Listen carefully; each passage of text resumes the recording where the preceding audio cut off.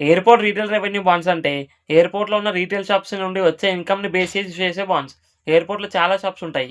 Like duty free stores, restaurants, coffee shops, fashion stores, electronic shops. ఈ shops ఎయిర్‌పోర్ట్‌కి rent లేదా revenue share pay చేస్తాయి. ఆ rental ఇన్‌కమ్‌ని base చేసి బాండ్స్ ఇష్యూ చేస్తారు. సింపుల్‌గా ఎయిర్‌పోర్ట్‌లో షాప్స్ ఆపరేట్ చేస్తాయి. షాప్స్ ఎయిర్‌పోర్ట్ అథారిటీకి రెంట్ లేదా రెవెన్యూ షేర్ పే చేస్తాయి. ఎయిర్‌పోర్ట్ ఆ ఇన్‌కమ్‌ని బేస్ చేసి బాండ్స్ ఇష్యూ చేస్తుంది. ఇన్వెస్టర్ బాండ్స్ కొని మనీ ఇన్వెస్ట్ చేస్తారు. రీటైల్ ఇన్‌కమ్ నుండి ఇంట్రెస్ట్ పే చేస్తారు. Example airports: Indira Gandhi international airport, Chhatrapati Shivaji Maharaj international airport. Example operators: GMR airports limited, Adani airport holdings.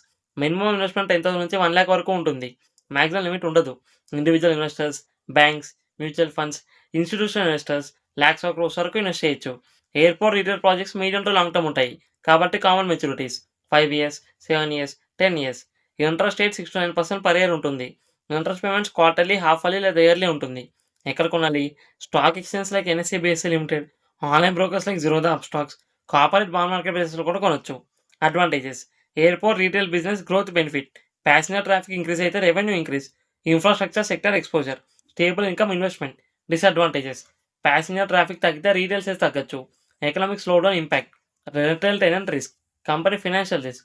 ఇలాంటి ఫైనాన్షియల్ టాపిక్స్ కోసం ఛానల్‌ని సబ్స్క్రైబ్ చేసుకోండి.